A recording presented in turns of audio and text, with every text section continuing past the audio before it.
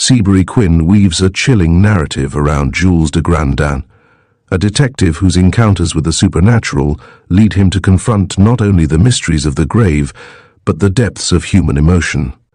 As a lover grapples with the haunting memory of a sweetheart long gone, dark forces conspire to keep them apart.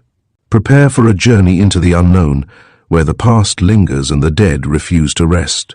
The autumn dusk had stained the sky with shadows, and orange oblongs traced the windows in my neighbours' homes as Jules de Grandin, and I sat sipping Kaiserschmarrn and coffee in the study after dinner. Mon Dieu, the little Frenchman sighed. I have the mal du pays, my friend. The little children run and play along the roadways at St. Cloud, and on the Ile-de-France the pastry cooks set up their booths. Corbleu. It takes the strength of character not to stop and buy those cakes of so much taste and fancy. The Napoleons, they are crisp and fragile as a coquette's promise. In the shadows of a quiet country village, the tales of Madame Crowl's ghost and the dead sexton come to life, weaving a story steeped in mystery and the supernatural. In the eerie shadows of a forgotten graveyard, the tale of Pledge to the Dead unfolds, inviting you into a world where love transcends the boundaries of life and death. Seabury Quinn weaves a chilling narrative around Jules de Grandin, a detective whose encounters with the supernatural lead him to confront not only the mysteries of the grave, but the depths of human emotion.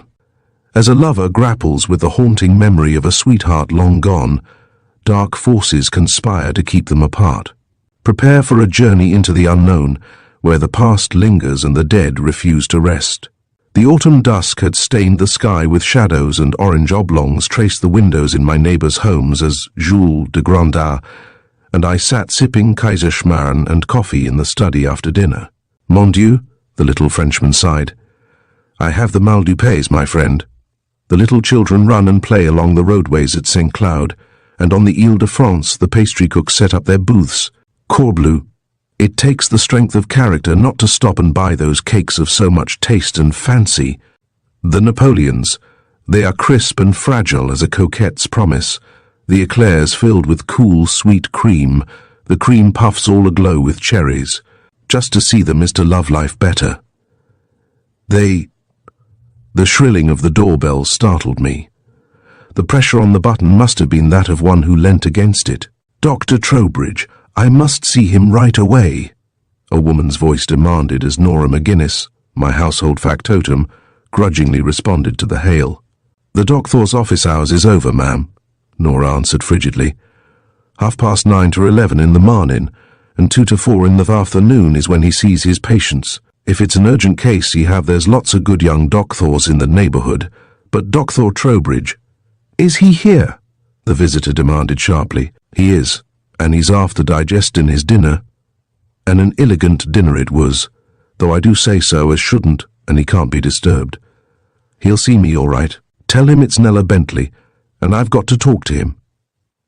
De Grandin raised an eyebrow eloquently.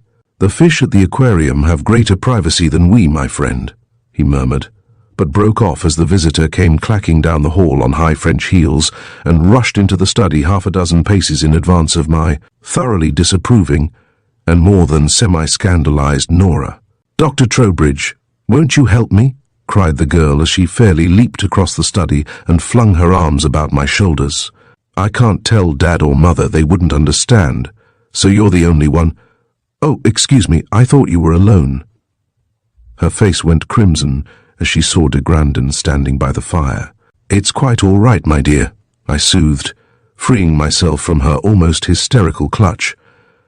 This is Dr. de Grandin, with whom I've been associated many times. I'd be glad to have the benefit of his advice, if you don't mind. She gave him her hand and a wan smile as I performed the introduction, but her eyes warmed quickly as he raised her fingers to his lips with a soft, "Enchantée, mademoiselle." Women, animals, and children took instinctively to Jules de Grandin.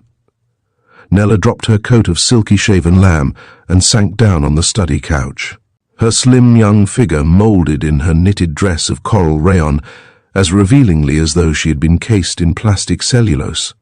She has long violet eyes and a long mouth, smooth dark hair parted in the middle, a small straight nose, and a small pointed chin.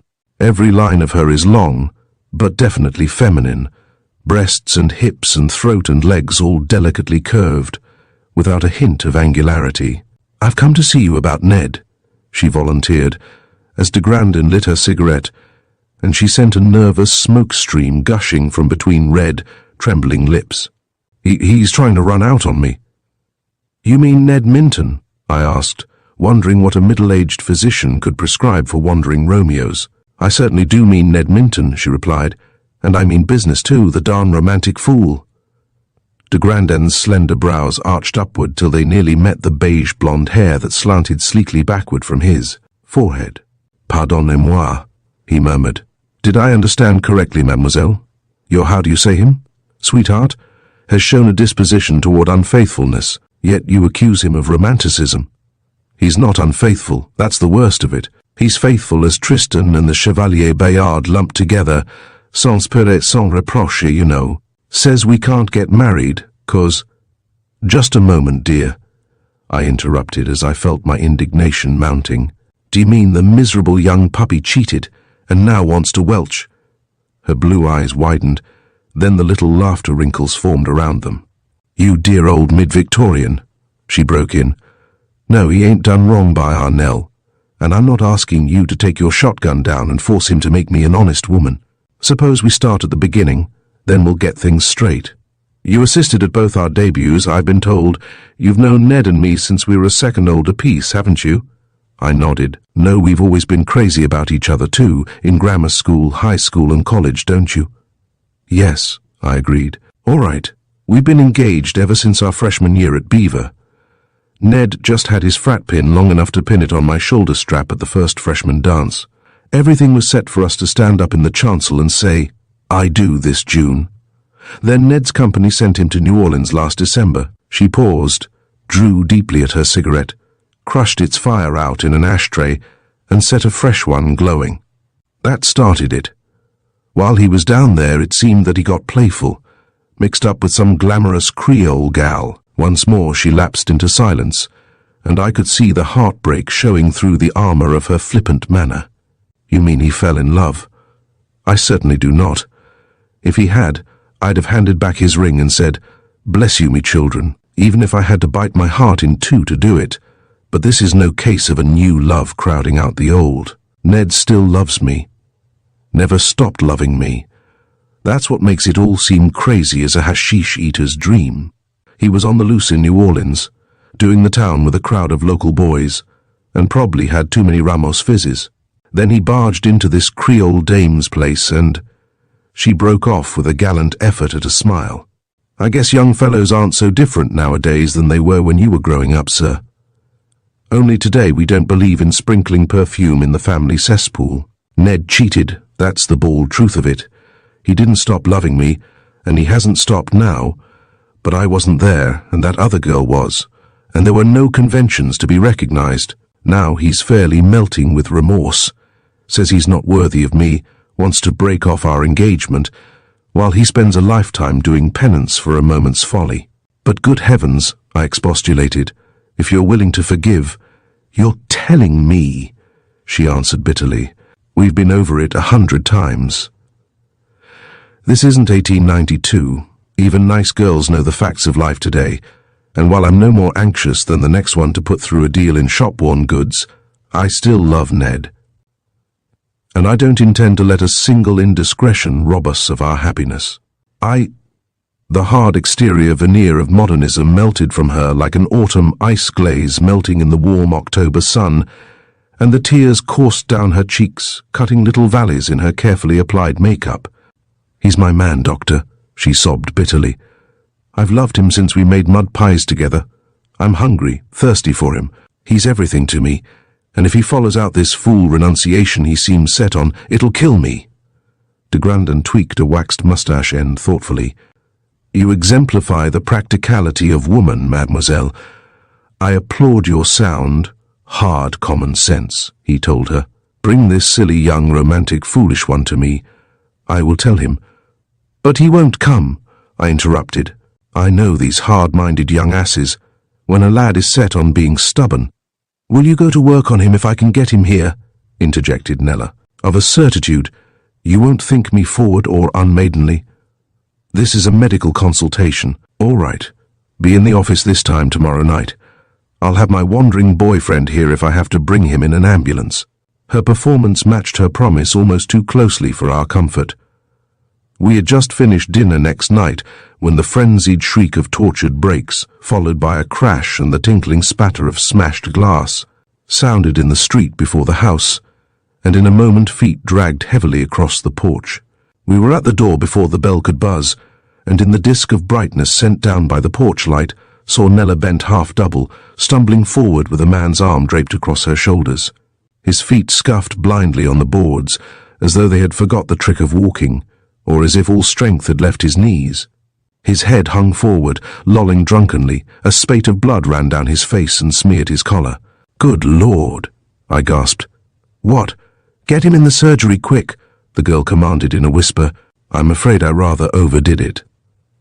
Examination showed the cut across Ned's forehead was more bloody than extensive, while the scalp wound which ploughed backward from his hairline needed but a few quick stitches. Nella whispered to us as we worked. I got him to go riding with me in my runabout. Just as we got here, I let out a scream and swung the wheel hard over to the right. I was braced for it, but Ned was unprepared, and went right through the windshield when I ran the car into the curb.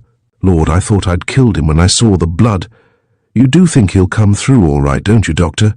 No thanks to you if he does, you little ninny, I retorted angrily. You might have cut his jugular with your confounded foolishness. He's coming out of it, she warned. Start talking to him like a Dutch uncle. I'll be waiting in the study if you want me. And with a tattoo of high heels, she left us with our patient. Nella, is she all right? Ned cried as he half roused from the surgery table. We had an accident, but certainly, de Grandin soothed. You were driving past our house when a child ran out before your car, and Mademoiselle was forced to swerve aside to keep from hitting it. You were cut about the face, but she escaped all injury. Here he raised a glass of brandy to the patient's lips. Drink this. Ah, so. That is better, n'est-ce pas? For a moment he regarded Ned in silence, then abruptly, You are distrait, monsieur. When we brought you in, we were forced to give you a small whiff of ether while we patched your cuts, and in your delirium you said... The colour which had come into Ned's cheeks as the fiery cognac warmed his veins drained. Out again, leaving him as ghastly as a corpse. Did Nella hear me? He asked hoarsely. Did I blab? Compose yourself, de Grandin bad. She heard nothing, but it would be well if we heard more. I think I understand your difficulty. I am a physician and a Frenchman, and no prude. This renunciation which you make is but the noble gesture. You have been unfortunate, and now you fear. Have courage. No infection is so bad there is no remedy. Ned's laugh was hard and brittle as the tinkle of a breaking glass. I only wish it were the thing you think, he interrupted. I'd have you give me Salvarsan and see what happened, but there isn't any treatment I can take for this.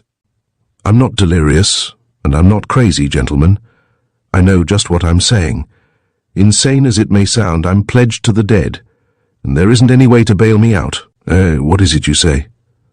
De Grandin's small blue eyes were gleaming with the light of battle as he caught the occult implication in Ned's declaration. Pledged to the dead? Comment sealer? Ned raised himself unsteadily and balanced on the table edge. It happened in New Orleans last winter, he answered. I'd finished up my business and was on the loose, and thought I'd walk alone through the Vieux Carré, the old French quarter. I'd had dinner at Antoine's and stopped around at the old Absinthe house for a few drinks, then strolled down to the French market for a cup of chicory coffee and some doughnuts. Finally I walked down Royal Street to look at Madame Lallaurie's old mansion. That's the famous haunted house, you know. I wanted to see if I could find a ghost. Good Lord, I wanted to. The moon was full that night, but the house was still as old St. Denis Cemetery. So after peering through the iron grills that shut the courtyard from the street for half an hour or so, I started back toward Canal Street. I'd almost reached Bienville Street when just as I passed one of those funny two-storied iron-grilled balconies so many of the old houses, have I heard something drop on the sidewalk at my feet. It was a japonica, one of those rose-like flowers they grow in the courtyard gardens down there. When I looked up, a girl was laughing at me from the second story of the balcony. "Mon fleurant, monsieur, s'il vous plaît," she called, stretching down a white arm for the bloom. The moonlight hung about her like a veil of silver tissue, and I could see her plainly as though it had been noon. Most New Orleans girls are dark. She was fair. Her hair was very fine and silky and about the color of a frosted chestnut burr. She wore it in a long bob with curls around her face and neck, and I knew without being told that those ringlets weren't put in with a hot iron. Her face was pale, colorless and fine-textured as a magnolia petal, but her lips were brilliant crimson. There was something reminiscent of those ladies you see pictured in directoire prints about her. Small, regular features, straight, white, high-waisted gown tied with a wide girdle underneath her bosom, low, round-cut neck and tiny ball-puff sleeves that left her lovely arms uncovered to the shoulder. She was like Rose Beauharnais or Madame de Fontenay, except for her fair hair, and her eyes. Her eyes were like an Eastern slave's, languishing and passionate, even when she laughed. And she was laughing then, with a throaty, almost caressing laugh as I tossed the flower up to her, and she leant across the iron railing, snatching at it futilely as it fell just short of reach. "C'est sans profit," she laughed at last. "Your skill is too small or my arm too short, monsieur. Bring it up to me." "You mean for me to come up there?" I asked. "But certainly. I have teeth, but will not bite you, maybe." The street door to the house was open. I pushed it back, groped my way along a narrow hall, and climbed a flight of winding stairs. She was waiting for me on the balcony, lovelier, close up, if that were possible, than when I'd seen her from the sidewalk. Her gown was china silk, so sheer and clinging that the shadow of her charming figure showed against its rippling folds like a lovely silhouette. The sash which bound it was a 6-foot length of rainbow ribbon, tied coquettishly beneath her shoulders, and trailing in fringed ends almost to her dress hem at the back. Her feet were stockingless and shod with sandals fastened with cross straps of purple grosgrain laced about the ankles. Save for the small gold rings that scintillated in her ears, she wore no ornaments of any kind. "Mon fleur, monsieur?" she ordered haughtily, stretching out her hand. Then her eyes lighted with sudden laughter, and she turned her back to me, bending her head forward. "But no, it fell into your hands. It is that you must put in its place again," she ordered, pointing to a curl where she wished the flower set. "Come, monsieur. I wait upon you." On the settee by the wall a guitar lay. She picked it up and ran her slim, pale fingers twice across the strings, sounding a soft, melancholy chord. When she began to sing, her words were slurred and languorous, and I had trouble understanding them, for the song was ancient when Bienville turned the first spadeful of earth that marked the ramparts of New Orleans. "O nights of gay Toulouse and sweet Beaucaire, greet me my own true love, and speak him fair." Her voice had the throaty, velvety quality one hears in people of the southern countries, and the words of the song seemed fairly to yearn with the sadness and passionate longing of the love bereft. But she smiled as she put by her instrument, a curious smile, which heightened the mystery of her face, and her wide eyes seemed suddenly half questing, half drowsy, as she asked, "Would you ride off upon your grim, pale horse and leave poor little Julie Diane famishing for love, monsieur? Ride off from you?" I answered gallantly. "How can you ask?" A verse from Burns came to me. "Then fare thee well, my bonny lass, and fare thee well a while, and I will come to thee again, and it were 10,000 mile." There was something avid in the look she gave me. Something more than mere gratified vanity shone in her eyes as she turned her face up to me in the moonlight. "You mean it?" she demanded in a quivering, breathless voice. "Of course," I bantered. "How could you doubt it? Then swear it, seal the oath with blood." Her eyes were almost closed, and her lips were lightly parted as she leant toward me. I could see the thin, white line of tiny, gleaming teeth behind the lush red of her lips. The tip of a pink tongue swept across her mouth, leaving it warmer, moister, redder than before. In her throat, a small pulse throbbed palpitatingly. Her lips were smooth and soft as the flower petals in her hair, but as they crushed on mine, they seemed to creep about them, as though endowed with a volition of their own. I could feel them gliding almost stealthily, searching greedily it seemed, until they covered my entire mouth. Then came a sudden searing burn of pain which passed as quickly as it flashed across my lips, and she seemed inhaling deeply, desperately, as though to pump the last faint gasp of breath up from my lungs. A humming sounded in my ears. Everything went dark around me as if I'd been plunged in some abysmal flood. A spell of dreamy lassitude was stealing over me when she pushed me from her so abruptly that I staggered back against the iron railing of the gallery. I gasped and fought for breath like a winded swimmer coming from the water, but the half-recaptured breath seemed suddenly to catch itself unbidden in my throat, and a tingling chill went rippling up my spine. The girl had dropped down to her knees, staring at the door which led into the house, and as I looked, I saw a shadow writhe across the little pool of moonlight which lay upon the sill. 3 feet or so in length it was, thick through as a man's wrist, the faint light shining dully on its scaly armor and disclosing the forked lightning of its darting tongue. It was a cottonmouth, a water moccasin deadly as a rattlesnake, but more dangerous, for it sounds no warning before striking, and can strike when only half coiled. How it came there on the second-story gallery of a house so far from any swampland I had no means of knowing, but there it lay, bent in the design of a double S, its wedge-shaped head swaying on upreared neck, a scant 6 inches from the girl's soft bosom, its forked tongue darting deathly menace. Half paralyzed with fear and loathing, I stood there in a perfect ecstasy of horror, not daring to move hand or foot, lest I aggravate the reptile into striking. But my terror changed to stark amazement as my senses slowly registered the scene. The girl was talking to the snake, and it listened as a person might have done. Non grand-tante halte là, she whispered. Cela est à moi, il est de vous. The serpent seemed to pause uncertainly, grudgingly, as though but half convinced, then shook its head from side to side, much as an aged person might when only half persuaded by a youngster's argument. Finally, silently as a shadow, it slithered back again into the darkness of the house. Julie bounded to her feet and put her hands upon my shoulders. "You must go, my friend," she whispered fiercely. "Quickly, ere she comes again." It was not easy to convince her. She is old and very doubting. "Oh, I am afraid, afraid." She hid her face against my arm, and I could feel the throbbing of her heart against me. Her hands stole upward to my cheeks and pressed them between palms as cold as graveyard clay as she whispered, "Look at me, mon beau." Her eyes were closed, her lips were slightly parted, and beneath the arc of her long lashes, I could see the glimmer of fast-forming tears. "Embrasse-moi," she commanded in a trembling breath. "Kiss me and go quickly, but oh mon cher, do not forget poor little foolish Julie Diane, who has put her trust in you. Come to me again tomorrow night." I was reeling as from vertigo as I walked back to the Greenwald, and the bartender looked at me suspiciously when I ordered a Sazerac. They've a strict rule against serving drunken men at that hotel.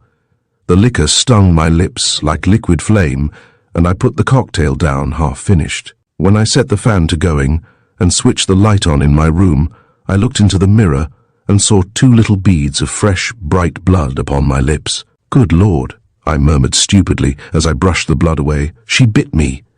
It all seemed so incredible that if I had not seen the blood upon my mouth, I'd have thought I suffered from some lunatic hallucination, or one too many fraps at the Absinthe House.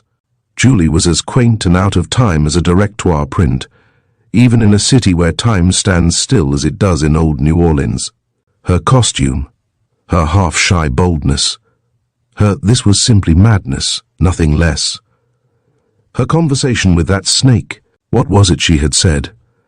My French was none too good, and in the circumstances it was hardly possible to pay attention to her words, but if I'd understood her, she declared, "He's mine, he has dedicated himself to me," and she'd addressed that crawling horror as "Grand-tante great-aunt."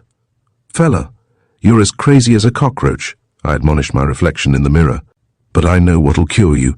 You're taking the first train north tomorrow morning, and if I ever catch you in the Vieux Carré again, I'll—" A sibilating hiss, no louder than the noise made by steam escaping from a kettle spout, sounded close beside my foot.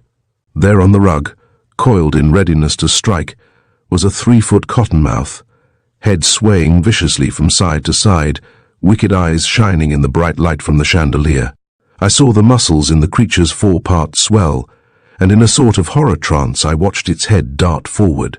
But miraculously it stopped its stroke halfway and drew its head back, turning to glance menacingly at me first from one eye, then the other. Somehow, it seemed to me, the thing was playing with me as a cat might play a mouse, threatening, intimidating, letting me know it was master of the situation and could kill me any time it wished, but deliberately refraining from the death stroke.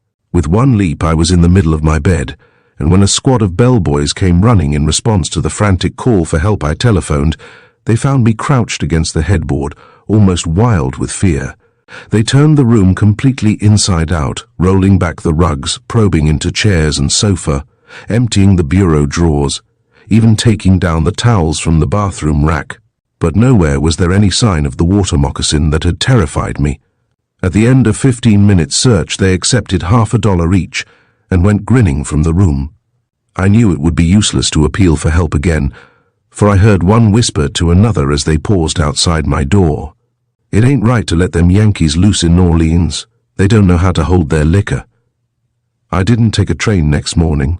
Somehow, I'd an idea, crazy as it seemed, that my promise to myself and the sudden, inexplicable appearance of the snake beside my foot were related in some way.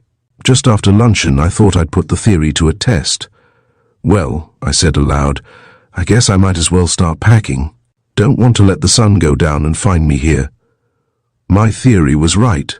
I hadn't finished speaking when I heard the warning hiss, and there, poised ready for the stroke, the snake was coiled before the door, and it was no phantom either, no figment of an overwrought imagination. It lay upon a rug the hotel management had placed before the door to take the wear of constant passage from the carpet, and I could see the high pile of the rug crushed down beneath its weight. It was flesh and scales and fangs, and it coiled and threatened me in my 12th floor room in the bright sunlight of the afternoon. Little chills of terror chased each other up my back, and I could feel the short hairs on my neck grow stiff and scratch against my collar, but I kept myself in hand.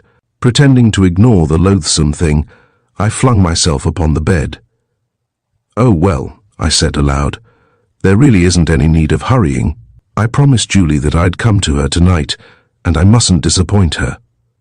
Half a minute later I roused myself upon my elbow and glanced toward the door. The snake was gone. "Here's a letter for you, Mr. Minton," said the desk clerk as I paused to leave my key. The note was on grey paper edged with silver gilt, and very highly scented. The penmanship was tiny, stilted and ill-formed, as though the author were unused to writing. But I could make it out. "Adore, meet me in Saint-Denis Cemetery at sunset. À vous de cœur pour l'éternité. Julie." I stuffed the note back in my pocket. The more I thought about the whole affair, the less I liked it. The flirtation had begun harmlessly enough, and Julie was as lovely and appealing as a figure in a fairy tale. But there are unpleasant aspects to most fairy tales, and this was no exception. That scene last night when she had seemed to argue with a full-grown cottonmouth, and the mysterious appearance of the snake whenever I spoke of breaking my promise to go back to her, there was something too much like black magic in it. Now she addressed me as her adored and signed herself for eternity, finally named a graveyard as our rendezvous. Things had become a little bit too thick. I was standing at the corner of Canal and Barron Streets, and crowds of office workers and late shoppers elbowed past me. "I'll be damned if I'll meet her in a cemetery or anywhere else," I muttered. "I've had enough of all this nonsense." A woman's shrill scream, echoed by a man's hoarse shout of terror, interrupted me. On the marble pavement of Canal Street, with 500 people bustling by, lay coiled a 3-foot water moccasin. Here was proof. I'd seen it twice in my room at the hotel, but I'd been alone each time. Some form of weird hypnosis might have made me think I saw it, but the screaming woman and the shouting man, these panic-stricken people in Canal Street, couldn't all be victims of a spell which had been cast on me. "All right, I'll go," I almost shouted, and instantly, as though it'd been but a puff of smoke, the snake was gone. The half-fainting woman and a crowd of curious bystanders, asking what was wrong, left to prove I had not been the victim of some strange delusion. Old St. Denis Cemetery lay drowsing in the blue, faint twilight. It has no graves as we know them, for when the city was laid out it was below sea level, and bodies were stored away in crypts set row on row like lines of pigeonholes in walls as thick as those of medieval castles. Grass-grown aisles run between the rows of vaults, and the effect is a true city of the dead with narrow streets shut in by close-set houses. The rattle of a trolley car in Rampart Street came to me faintly as I walked between the rows of tombs. From the river came the mellow-throated bellow of a steamer's whistle, but both sounds were muted as though heard from a great distance. The tomb-lined bastions of St. Denis hold the present out as firmly as they hold the memories of the past within. Down one aisle and up another I walked, the close-clipped turf deadening my footfalls so I might have been a ghost come back to haunt the ancient burial ground. But nowhere was there sign or trace of Julie. I made the circuit of the labyrinth and finally paused before one of the more pretentious tombs. "Looks as if she'd stood me up," I murmured. "If she has, I have a good excuse to—" "But non, mon coeur, I have not disappointed you," a soft voice whispered in my ear. "See, I am here." I think I must have jumped at sound of her greeting, for she clapped her hands delightedly before she put them on my shoulders and turned her face up for a kiss. "Silly one," she chided. "Did you think your Julie was unfaithful?" I put her hands away as gently as I could, for her utter self-surrender was embarrassing. "Where were you?" I asked, striving to make neutral conversation. "I've been prowling round this graveyard for the last half hour, and came through this aisle not a minute ago, but I didn't see you." "Ah, but I saw you. Chérie, I have watched you as you made your solemn rounds like a watchman of the night. Oh hey, but it was hard to wait until the sun went down to greet you, mon petit." She laughed again, and her mirth was mellowly musical as the gurgle of cool water poured from a silver vase. "How could you have seen me?" I demanded. "Where were you all this time?" "But here, of course," she answered naively, resting one hand against the grey-stone slab that sealed the tomb. I shook my head bewilderedly. The tomb, like all the others in the deeply recessed wall, was of rough cement encrusted with small seashells, and its sides were straight and blank without a spear of ivy clinging to them. A sparrow could not have found cover there, yet. Julie raised herself on tiptoe and stretched her arms out right and left, while she looked at me through half-closed, smiling eyes. "Je suis engourdie, am stiff with sleep," she told me, stifling a yawn. "But now that you are come, mon cher, I am wakeful as the pussy cat that rouses at the scampering of the mouse. Come, let us walk in this garden of mine."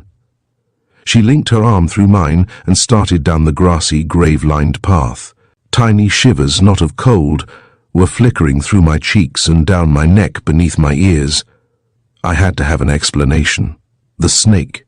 Her declaration that she watched me as I searched the cemetery, and from a tomb where a beetle could not have found a hiding place. Her announcement she was still stiff from sleeping. Now her reference to a half-forgotten graveyard as her garden. "See here. I want to know—" I started, but she laid her hand across my lips. "Do not ask to know too soon, mon coeur," she bade. "Look at me. Am I not veritably—" She stood back a step, gathered up her skirts and swept me a deep curtsy. There was no denying she was beautiful. Her tightly curling hair had been combed high and tied back with a fillet of bright violet tissue, which bound her brows like a diadem, and at the front of which an aigrette plume was set. In her ears were hung two beautifully matched cameos, outlined in gold and seed pearls, and almost large as silver dollars. A necklace of antique dull gold hung round her throat, and its pendant was a duplicate of her ear cameos, while a bracelet of matte gold set with a fourth matched anaglyph was clasped about her left arm just above the elbow. Her gown was sheer white muslin, low cut at front and back, with little puff sleeves at the shoulders, fitted tightly at the bodice and flaring sharply from a high-set waist. Over it she wore a narrow scarf of violet silk hung behind her neck and dropping down on either side in front like a clergyman's stole. Her sandals were gilt leather, heelless as a ballet dancer's shoes and laced with violet ribbons. Her lovely pearl-white hands were bare of rings, but on the second toe of her right foot there showed a little cameo which matched the others which she wore. I could feel my heart begin to pound and my breath come quicker as I looked at her, but, "You look as if you're going to a masquerade," I said. A look of hurt surprise showed in her eyes. "A masquerade," she echoed. "But no, it is my best, my very finest that I wear for you tonight, mon adore. Do not you like it? Do you not love me, Edouard?" "No," I answered shortly. "I do not. We might as well understand each other, Julie. I'm not in love with you, and I never was. It's been a pretty flirtation, nothing more. I'm going home tomorrow, and— But you will come again? Surely you will come again?" She pleaded. "You cannot mean it when you say you do not love me, Edouard. Tell me that you spoke so but to tease me." A warning hiss sounded in the grass beside my foot, but I was too angry to be frightened. "Go ahead, set your devilish snake on me," I taunted. "Let it bite me. I'd as soon be dead as—" The snake was quick, but Julie quicker. In the split second required for the thing to drive at me, she leaped across the grass-grown aisle and pushed me back. So violent was the shove she gave me that I fell against the tomb, struck my head against a small projecting stone and stumbled to my knees. As I fought for footing on the slippery grass, I saw the deadly wedge-shaped head strike full against the girl's bare ankle and heard her gasp with pain. The snake recoiled and swung its head toward me, but Julie dropped down to her knees and spread her arms protectingly about me. Non, grand tante," she screamed. "Not this one. Let me—" Her voice broke on a little gasp, and with a retching hiccup she sank limply to the grass. I tried to rise, but my foot slipped on the grass and I fell back heavily against the tomb, crashing my brow against its shell-set cement wall. I saw Julie lying in a little huddled heap of white against the blackness of the sward, and shadowy but clearly visible, an aged, wrinkled negress with turbaned head and cambric apron bending over her, nursing her head against her bosom and rocking back and forth grotesquely while she crooned a wordless threnody. Where had she come from? I wondered idly. Where had the snake gone? Why did the moonlight seem to fade and flicker like a dying lamp? Once more I tried to rise, but slipped back to the grass before the tomb as everything went black before me. The lavender light of early morning was streaming over the tomb walls of the cemetery when I waked. I lay quiet for a little while, wondering sleepily how I came there. Then, just as the first rays of the sun shot through the thinning shadows, I remembered. Julie! The snake had bitten her when she flung herself before me. She was gone, the old negress. Where had she come from? Wood gone too, and I was utterly alone in the old graveyard. Stiff from lying on the ground, I got myself up awkwardly, grasping at the flower shelf projecting from the tomb. As my eyes came level with the slab that sealed the crypt, I felt the breath catch in my throat. The crypt, like all its fellows, looked for all the world like an old oven let into a brick wall overlaid with peeling plaster. The ceiling stone was probably once white, but years had stained it to a dirty grey, and time had all but rubbed its legend out. Still, I could see the faint inscription carved in quaint, old-fashioned letters, and disbelief gave way to incredulity, which was replaced by panic terror. As I read, Ici repose malheureusement Julie-Amélie Marie Diane Nationale de Paris, France, née le 29, out 1788 décédée 18. Little Julie, whom I'd held in my arms, whose mouth had lain on mine in eager kisses, was a corpse, dead and in her grave more than a century. The silence lengthened. Ned stared miserably before him, his outward eyes unseeing, but his mind's eye turned upon that scene in old St. Denis Cemetery. De Grandin tugged and tugged again at the ends of his moustache till I thought he'd dragged the hairs out by the roots. I could think of nothing which might ease the tension till, of course, the name cut on the tombstone was a piece of pure coincidence, I hazarded. Most likely the young woman deliberately assumed it to mislead you. And the snake which threatened our young friend, he was an assumption also, one infers. De Grandin interrupted. N.O., but it could have been a trick. Ned saw an aged negress in the cemetery, and those old southern darkies have strange powers.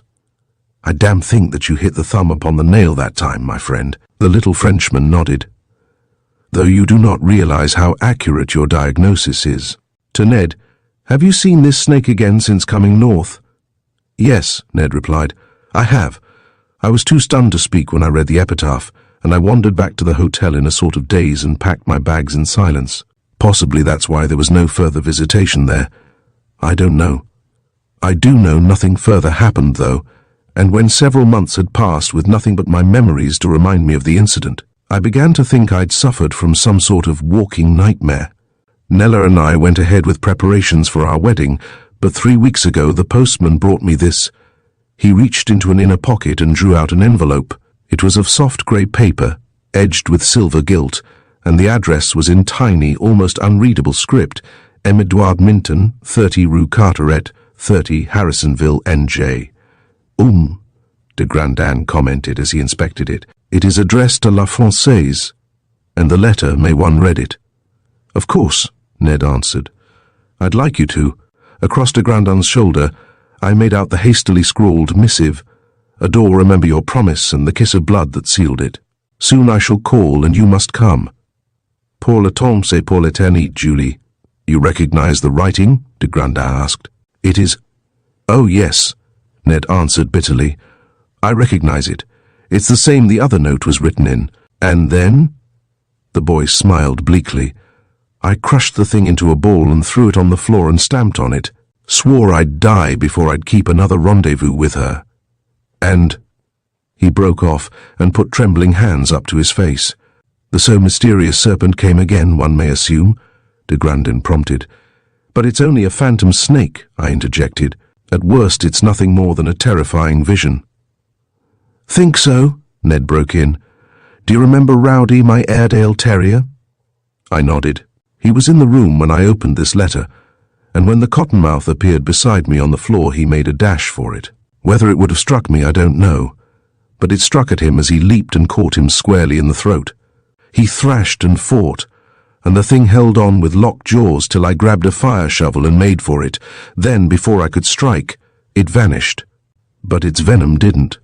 Poor old Rowdy was dead before I could get him out of the house, but I took his corpse to Dr. Kirchhoff, the veterinary, and told him Rowdy died suddenly and I wanted him to make an autopsy. He went back to his operating room and stayed there half an hour. When he came back to the office, he was wiping his glasses and wore the most astonished look I've ever seen on a human face.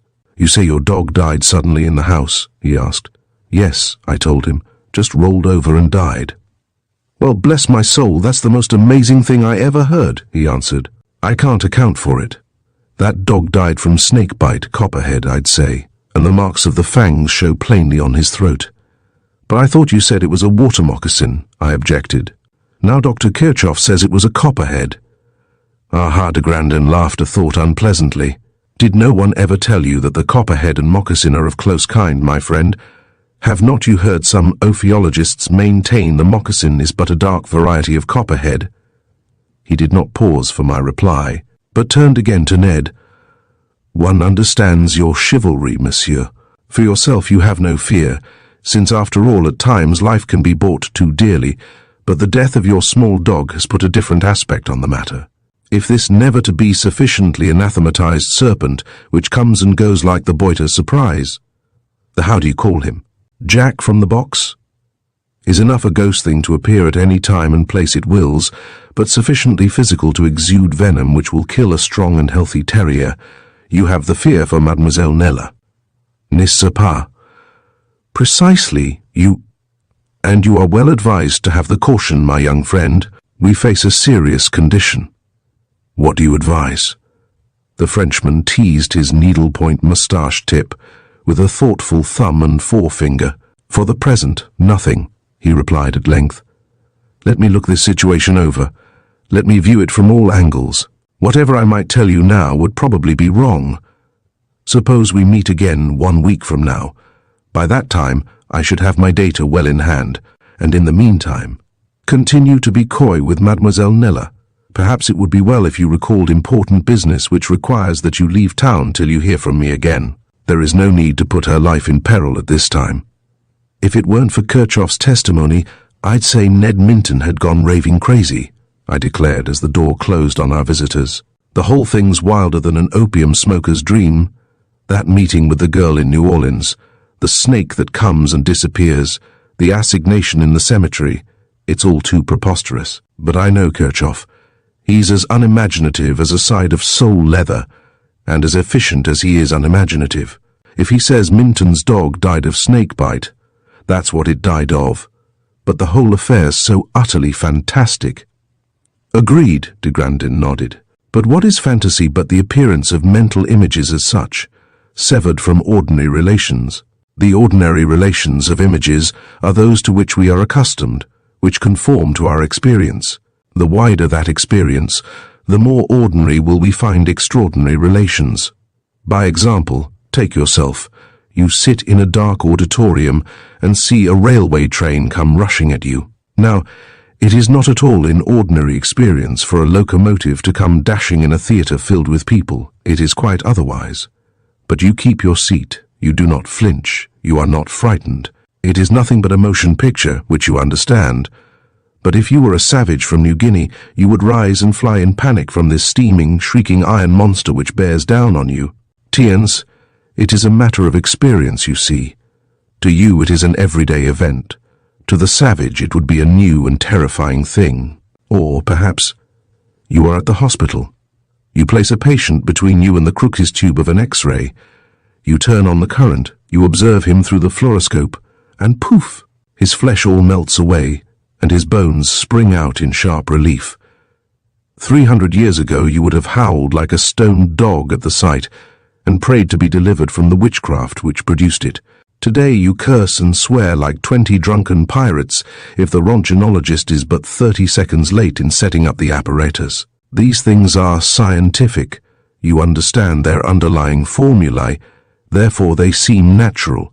But mention what you please to call the occult, and you scoff, and that is but admitting that you are opposed to something which you do not understand. The credible and believable is that to which we are accustomed.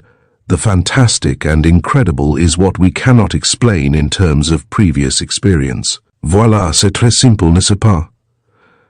You mean to say you understand all this? Not at all by any means. I am clever, me, but not that clever. No, my friend. I am as much in the dark as you, only I do not refuse to credit what our young friend tells us. I believe the things he has related happened, exactly as he has recounted them. I do not understand, but I believe. Accordingly, I must probe, I must sift, I must examine this matter.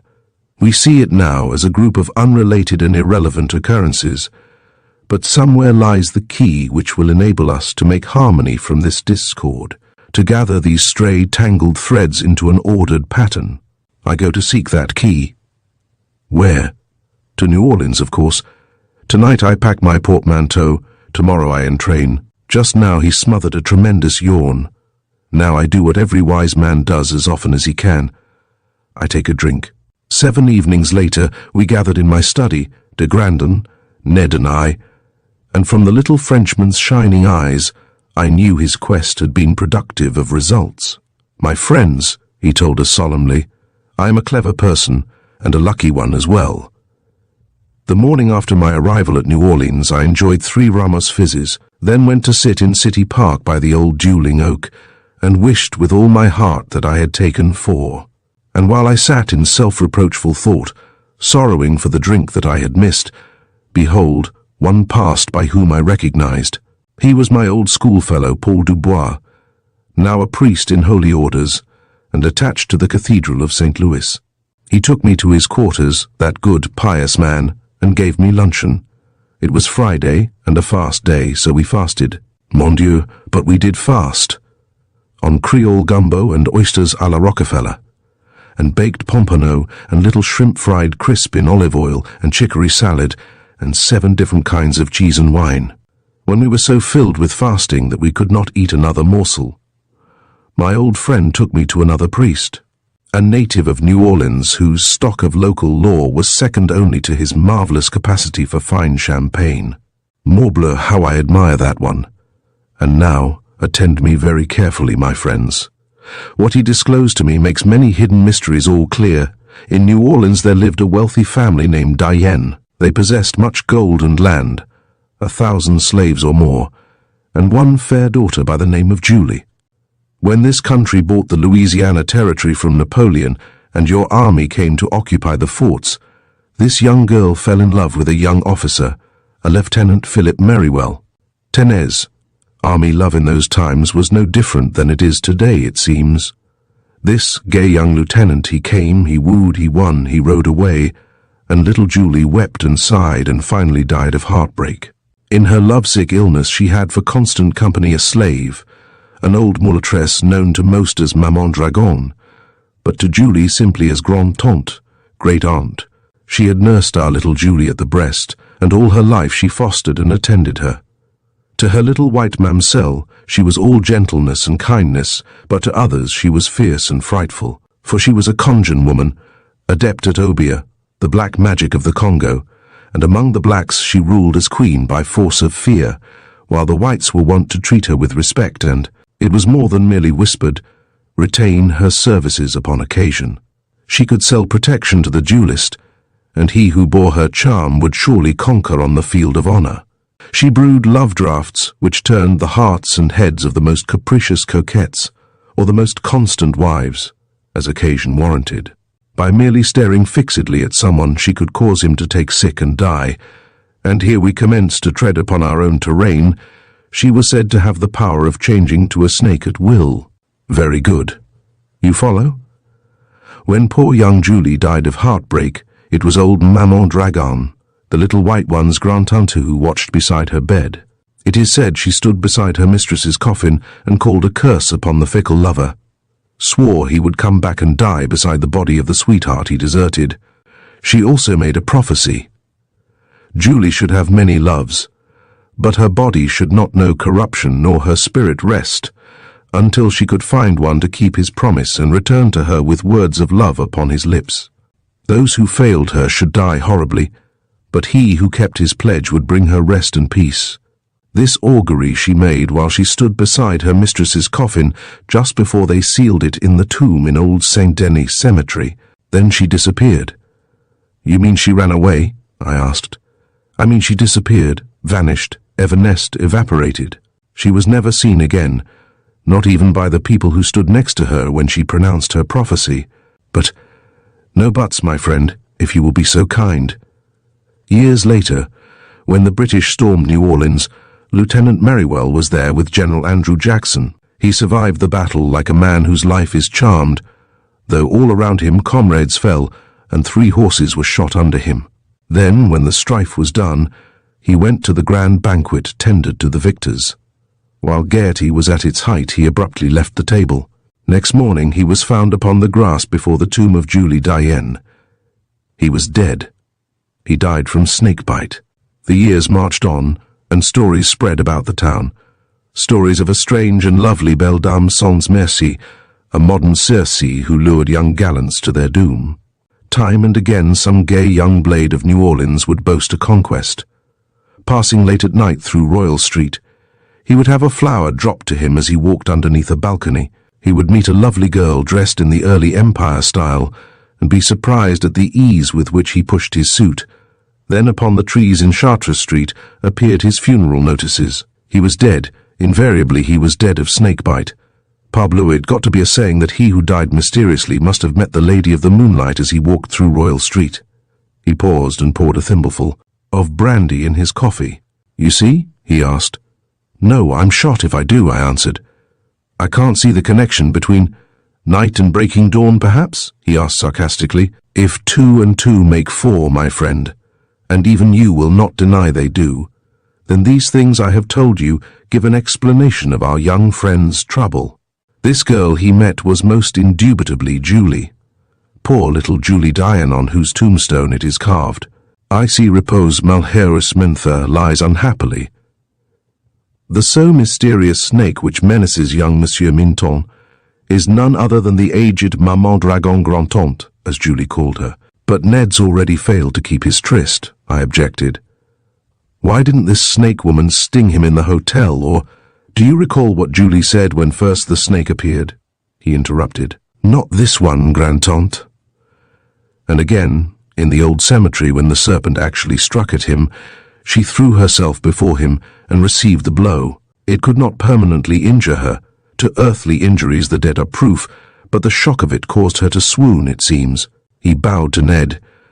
You are more fortunate than any of those others. Several times you have been close to death, but each time you escaped. You have been given chance and chance again to keep your pledged word to the dead, a thing no other faithless lover of the little Julie ever had. It seems, monsieur, this dead girl truly loves you. How horrible, I muttered.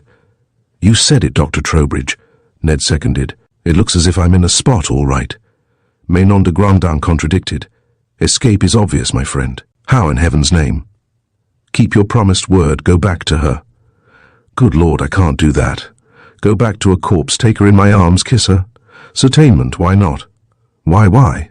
Is she not beautiful? She's lovely and alluring as a siren's song. I think she's the most exquisite thing I've ever seen, but... He rose and walked unsteadily across the room. If it weren't for Nella, he said slowly, I might not find it hard to follow your advice. Julie's sweet and beautiful, and artless and affectionate as a child, kind too, the way she stood between me and that awful snake thing, but, oh, it's out of the question. Then we must expand the question to accommodate it. My friend, for the safety of the living, for Mademoiselle Nella's sake, and for the repose of the dead, you must keep the oath you swore to little Julie Diane. You must go back to New Orleans and keep your rendezvous. The dead of old Saint Denis lay in dreamless sleep beneath the palely argent rays of the fast-waxing moon. The oven-like tombs were gay with hardly wilted flowers, for 2 days before was All Saints' Day, and no grave in all New Orleans is so lowly, no dead so long interred, that pious hands do not bear blossoms of remembrance to them on that feast of memories. De Grandin had been busily engaged all afternoon, making mysterious trips to the old neighborhood quarter in company with a patriarchal scion of Indian and African ancestry who professed ability to guide him to the city's foremost practitioner of voodoo, returning to the hotel only to dash out again to consult his friend at the cathedral. Coming back to stare with thoughtful eyes upon the changing panorama of Canal Street, while Ned, nervous as a racehorse at the barrier, tramped up and down the room, lighting cigarette from cigarette and drinking absinthe fraps alternating with sharp, bitter Sazerac cocktails, till I wondered that he did not fall in utter alcoholic collapse. By evening, I had that eerie feeling that the sane experience when alone with mad folk. I was ready to shriek at any unexpected noise or turn and run at sight of a strange shadow. My friend, de Grandin ordered, as we reached the grass-paved corridor of tombs where Ned had told us the Diane vaults were. I suggest that you drink this. From an inner pocket he drew out a tiny flask of ruby glass and snapped its stopper loose. A strong and slightly acrid scent came to me, sweet and spicy, faintly reminiscent of the odor of the aromatic herbs one smells about a mummy's wrappings. Thanks. I've had enough to drink already, Ned said shortly. You are informing me, mon vieux, the little Frenchman answered with a smile. It is for that I brought this draught along. It will help you draw yourself together. You have need of all your faculties this time, believe me. Ned put the bottle to his lips, drained its contents, hiccuped lightly, then braced his shoulders. That is a pick-up, he complimented. Too bad you didn't let me have it sooner, sir. I think I can go through the ordeal now. One is sure you can, the Frenchman answered confidently. Walk slowly toward the spot where you last saw Julie, if you please. We shall await you here, in easy call if we are needed. The Isle of Tombs was empty as Ned left us. The turf had been fresh mown for the day of visitation and was as smooth and short as a lawn tennis court. A field mouse could not have run across the pathway without our seeing it. This much I noticed idly as Ned trudged away from us, walking more like a man on his way to the gallows than one who went to keep a lover's rendezvous. And suddenly he was not alone. There was another with him, a girl dressed in a clinging robe of sheer white muslin, cut in the charming fashion of the First Empire, girdled high beneath the bosom with a sash of light blue ribbon. A wreath of pale gardenias lay upon her bright fair hair. Her slender arms were pearl white in the moonlight. As she stepped toward Ned, I thought involuntarily of a line from Sir John Suckling. Her feet, like little mice stole in and out. Edouard, chéri, au cœur de mon cœur, c'est véritablement toi? Thou hast come willingly, unasked. Petit amant, I'm here, Ned answered steadily, but only— He paused and drew a sudden gasping breath, as though a hand had been laid on his throat. The girl asked in a trembling voice, You are cold to me. Do not you love me? Then you are not here because your heart heard my heart calling? O heart of my heart's heart, if you but knew how I have longed and waited. It has been triste, mon Edouard, lying in my narrow bed alone, while winter rains and summer suns beat down, listening for your footfall. I could have gone out at my pleasure whenever moonlight made the nights all bright with silver. I could have sought for other lovers, but I would not. You held release for me within your hands, and if I might not have it from you, I would forfeit it forever. Do not you bring release for me, my Edouard. Say that it is so. An odd look came into the boy's face. He might have seen her for the first time, and been dazzled by her beauty and the winsome sweetness of her voice. Julie, he whispered softly. Poor, patient, faithful little Julie. In a single stride he crossed the intervening turf and was on his knees before her, kissing her hands, the hem of her gown, her sandaled feet, and babbling half-coherent, broken words of love. She put her hands upon his head, as if in benediction, then turned them, holding them palm forward to his lips, finally crooked her fingers underneath his chin and raised his face. Nay, love, sweet love, art thou a worshipper, and I a saint, that thou should kneel to me? She asked him tenderly. See, my lips are famishing for thine, and wilt thou waste thy kisses on my hands and feet and garment? Make haste, my heart. We have but little time, and I would know the kisses of redemption ere— They clung together in the moonlight, her white-robed, lissom form and his somberly clad body seemed to melt and merge in one, while her hands reached up to clasp his cheeks and draw his face down to her yearning scarlet mouth. De Grandin was reciting something in a mumbling monotone. His words were scarcely audible, but I caught a phrase occasionally. Rest eternal grant to her, O Lord, let light eternal shine upon her. From the gates of hell her soul deliver. Kyrie eleison, Julie. We heard Ned's despairing cry, and, Ha! It comes! It has begun! It finishes! De Grandin whispered gratingly. The girl had sunk down to the grass as though she swooned. One arm had fallen limply from Ned's shoulder, but the other still was clasped about his neck as we raced toward them. Adieu, mon amoureux, adieu pour ce monde, adieu pour l'autre, adieu pour l'éternité. We heard her sob. When we reached him, Ned knelt empty-armed before the tomb. Of Julie there was neither sign nor trace. So, assist him, if you will, my friend, de Grandin bade, motioning me to take Ned's elbow. Help him to the gate. I follow quickly, but first I have a task to do. As I led Ned, staggering like a drunken man, toward the cemetery exit, I heard the clang of metal striking metal at the tomb behind us. What did you stop behind to do? I asked as we prepared for bed at the hotel.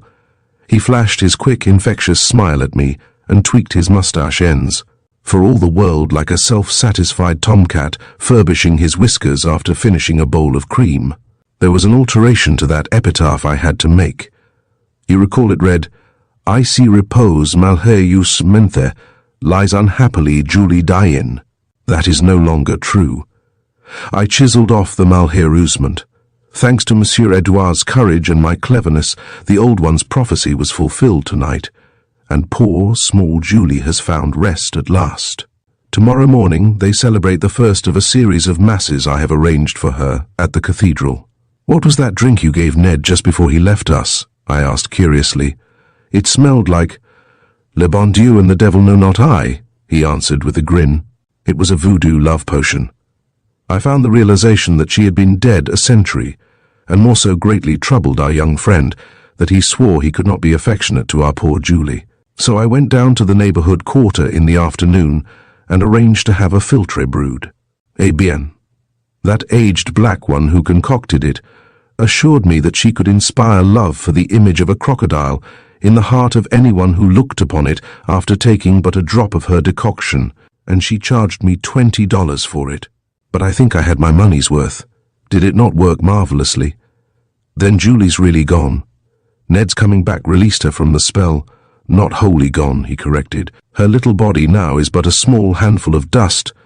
Her spirit is no longer earthbound, and the familiar demon who in life was old Maman Dragon has left the earth with her as well. No longer will she metamorphosize into a snake and kill the faithless ones who kiss her little mistress and then forswear their troth. But none, my friend. Julie is not gone entirely, I think. In the years to come, when Ned and Nella have long been joined in wedded bliss, there will be minutes when Julie's face and Julie's voice and the touch of Julie's little hands will haunt his memory. There will always be one little corner of his heart which never will belong to Madame Nella Minton, for it will be forever Julie's. Yes, I think that it is so. Slowly, deliberately, almost ritualistically, he poured a glass of wine and raised it. "To you, my little poor one," he said softly, as he looked across the sleeping city toward old St. Denis Cemetery. "You quit earth with a kiss upon your lips. May you sleep serene in paradise until another kiss shall waken you."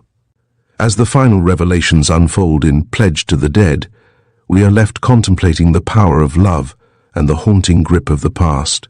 Jules de Grandin's adventure serves as a reminder that some bonds are too strong to be severed, even by death.